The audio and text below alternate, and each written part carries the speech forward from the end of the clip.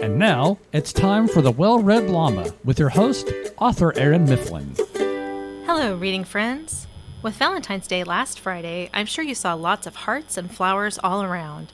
That pairs perfectly with today's guest, an author of romantic comedies. I personally enjoy Sarah Monzon's stories not only for their laugh-out-loud moments and unforgettable characters, but also for their depth. You might not think comedy and depth would naturally go hand in hand, but often humor can be a great vehicle for bringing truth to light. I'm looking forward to introducing you to Sarah and getting to know her better myself.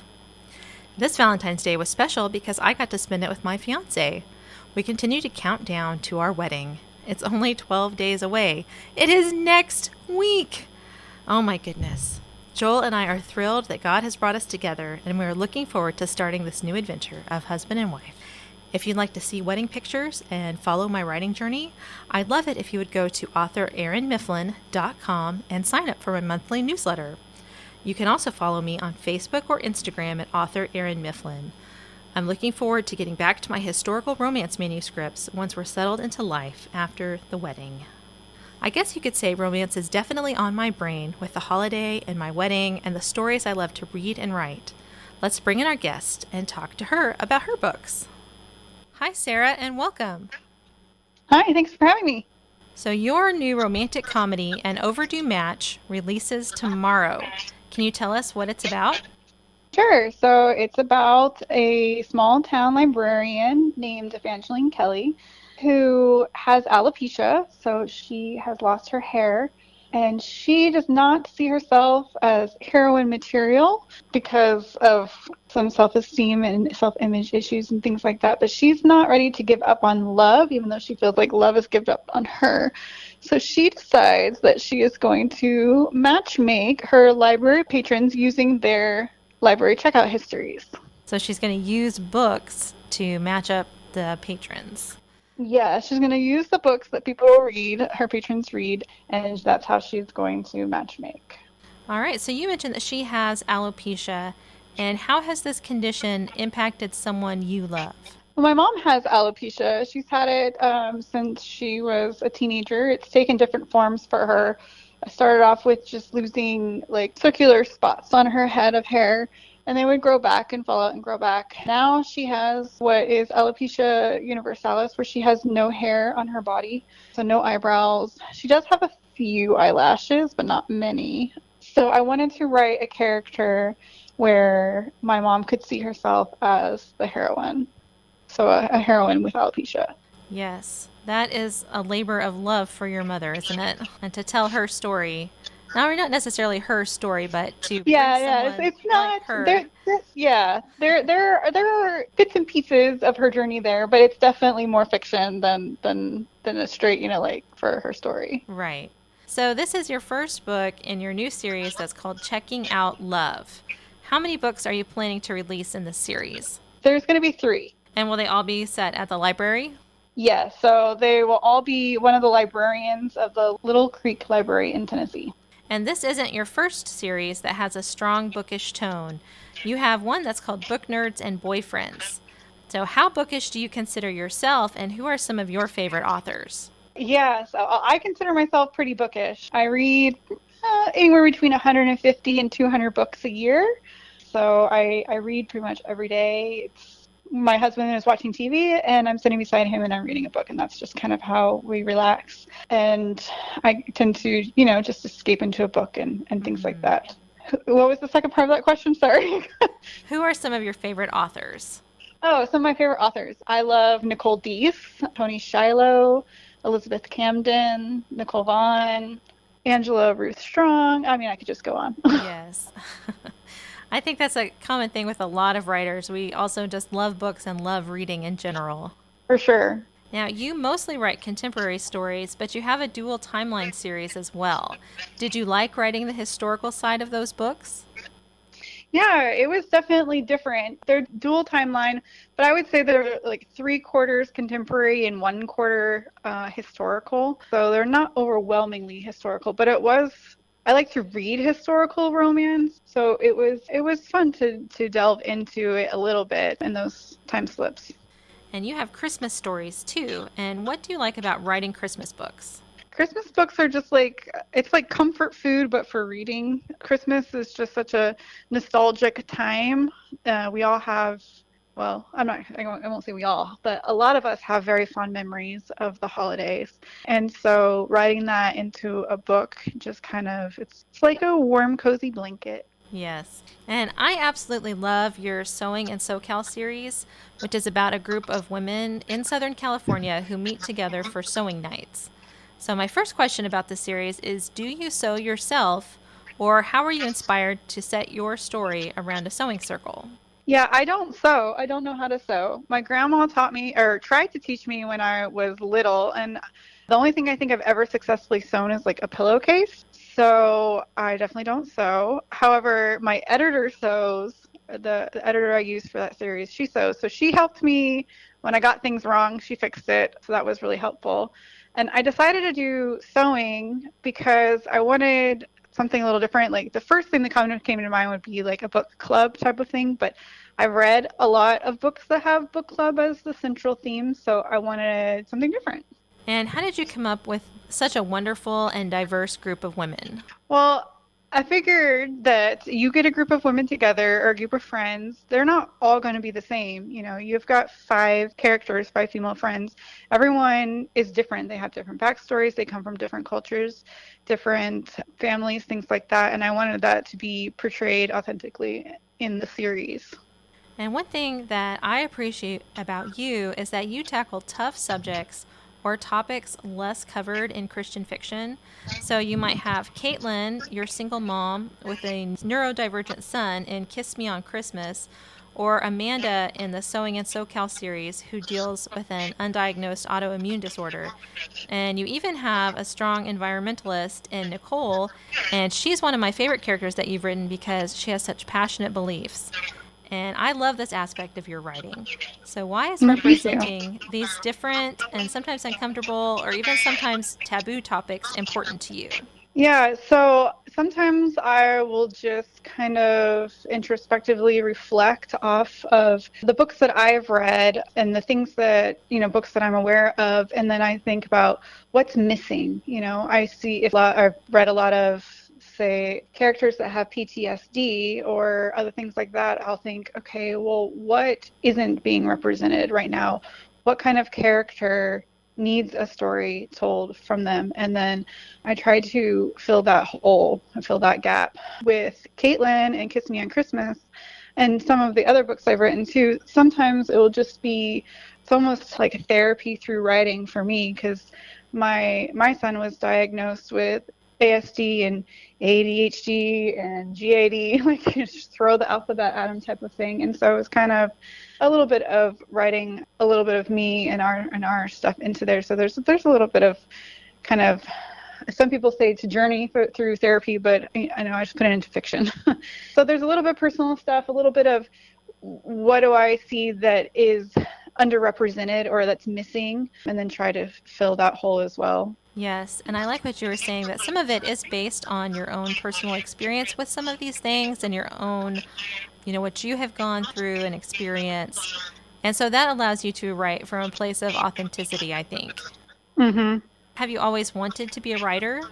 I don't know if I've always wanted to be a writer, probably because I didn't think that it was very logical. I've always wrote. I've always written things down and told stories and things like that, but I never really considered being an author, mostly because I know they didn't make a lot of money. And you know what? That's very true.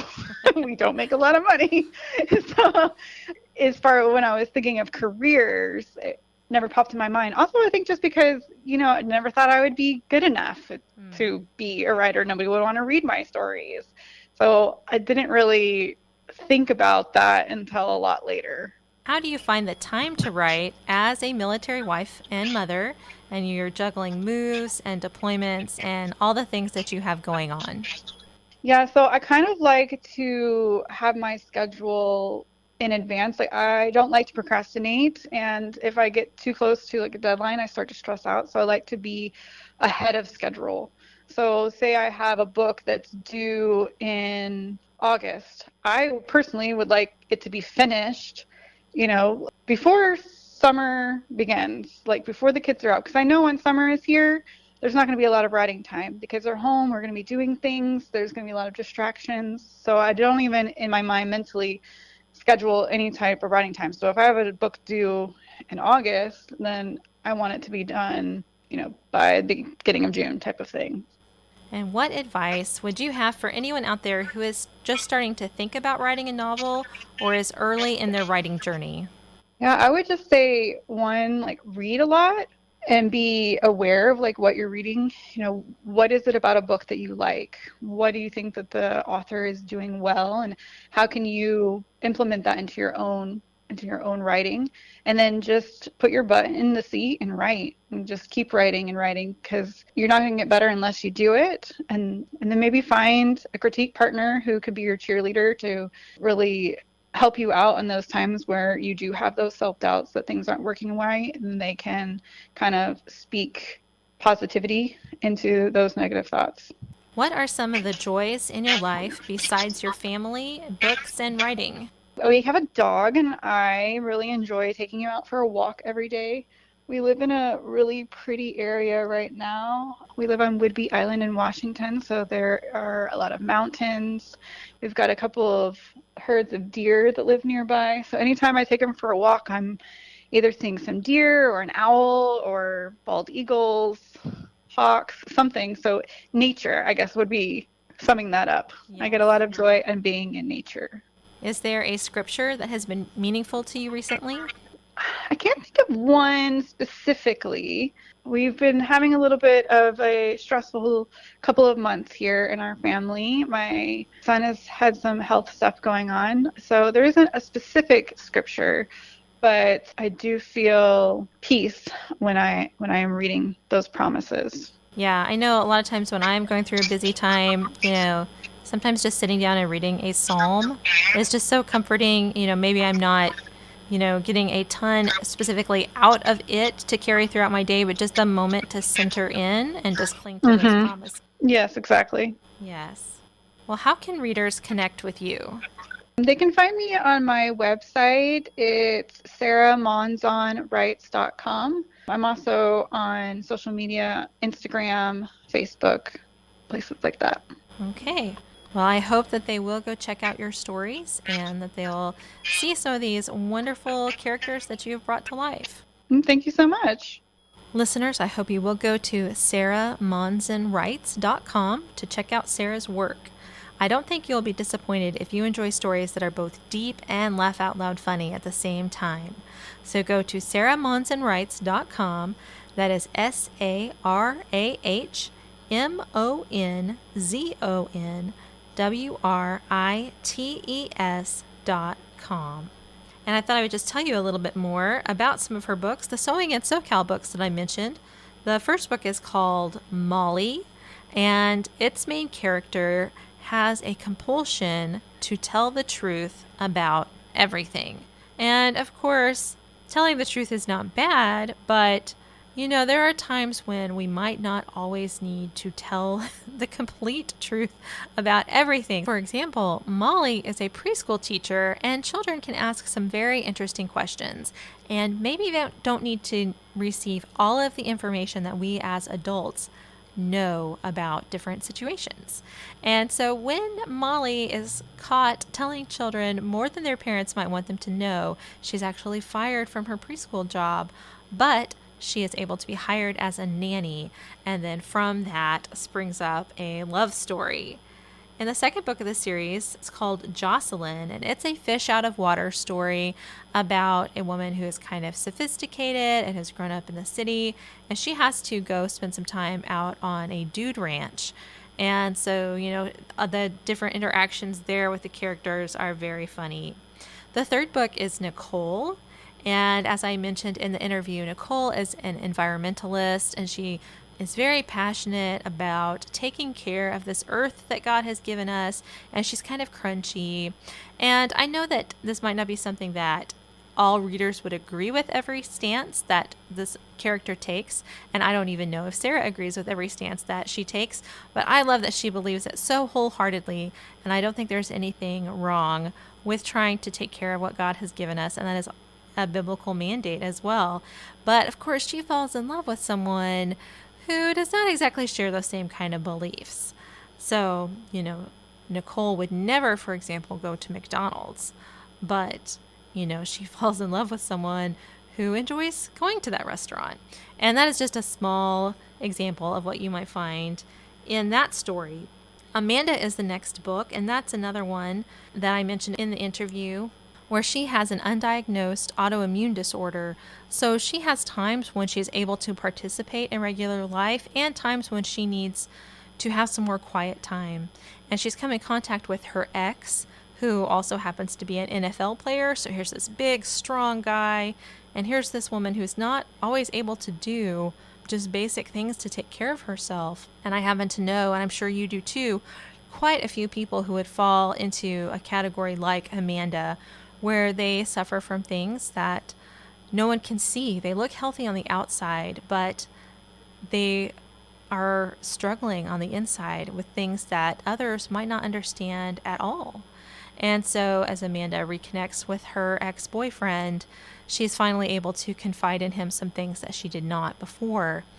The last book in the series is called Betsy. And Betsy is someone, she's kind of brash, and there's only one person she does not like, and those people are musicians. And then through circumstances, she ends up having to work for a praise and worship leader. And so lots of things clash there as she does not trust musicians. And yet here is this artist, this praise and worship leader that she's having to work with. And so she explores, where did this distrust of musicians come from? And where is this relationship going with this guy that she has met and is now helping? So all of those ladies, they're just so memorable, and I love their friendship, and I just love the issues that are covered in the course of the books, and I think that you would like them too. Sarah's Christmas stories, one of them is called All's Fair in Love and Christmas, and in that story, it's a workplace romance where the boss has said that there's a promotion coming up, and these people get it in their heads, whether it's real or not. You'll have to read it and find out that whoever can out Christmas the other one in the office is going to get this promotion. So these two characters are going all out every day in December, trying to bring the most Christmas cheer to the office. And then the other one we mentioned in the interview, Kiss Me on Christmas, is just a really sweet story that just has a lot of real life relatable moments with this neurodivergent child and the single mom, and she's trying to take care of him, and she has some last minute things come up where she's having to travel at the holidays to help her sister with a wedding. And already travel during the holiday season can be quite stressful, especially if it's last minute. Weddings are inherently stressful, even though they're very happy times. And it's very hard for her son to adapt in those situations. And so she is trying to make this as easy for her son as possible and guide him, even as she's also trying to help others. And she happens to meet someone on this trip who is able to help and connect with her son. And it's just a really sweet story. I like it very much, and I hope that you will check it out. Personally, An Overdue Match is the very next book on my to-be-read pile, and I'm so excited to read it. I've been looking forward to it since I heard about it. I cannot wait to get into it and see if it's as good as I think it will be, and I'm sure it will be great. I have not read Sarah's time slip novels, but they sound very interesting. And then she has some other ones too that I have not yet read. Those are some of her earlier books. So she does have quite the backlist. If you are interested in what we've talked about, definitely go find her website, find her on social media, and find her on Amazon. Many of her books are on Kindle Unlimited, so that would be a great place to check them out if you were part of that program. I hope you enjoyed my interview with Sarah, and next week I hope to bring in one of my favorite authors in all of Christian fiction. I'm thrilled to have the chance to visit with her, and I hope you'll tune in. To find out more about all the authors I'll be interviewing, please follow me on Facebook or Instagram at author Erin Mifflin. And to follow my own author journey, please go to authorerinmifflin.com. And once again, when I wrap up things here, I will be going back to wedding preparations. It has been quite the journey to do this. As an older first-time bride, I thought going into this that I knew what I wanted, that it was simple but specific, and it turns out that specific is actually incredibly hard to find. And so I've been doing things like painting silk flowers to get the colors that I want. As a cake baker, I am doing my own wedding cake, so I've been freezing layers and getting ready for that. I am excited to do these things, and I'm excited to have the look that I've dreamed about for so long, but it has definitely been more challenging than I anticipated, especially as I'm kind of on a tight budget as well.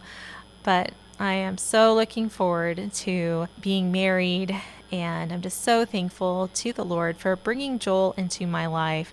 And so, yes, if you would like to see some of these things, the flowers that I've painted and the cakes that I'll be decorating, please do go follow me on social media and sign up for my monthly newsletter. I would be happy to have you along for that journey so you can see what else I do besides talk to people on the radio. After the wedding, I'll have more guests lined up, and I'm excited to bring you those as well. I so enjoy talking to these authors and getting to know them and sharing their stories with you. And if you have read any of these books that we have talked about over the past few months, as we've talked with authors and visited with them and gotten to know their life stories as well as their personal stories, I would appreciate it if you would let me know. I would love to hear that.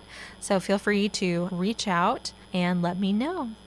Until next time, happy reading! Join us next week for another episode of The Well-Read Llama with your host, author Erin Mifflin. If you'd like to find out more about author Erin Mifflin, visit her Facebook and Instagram accounts.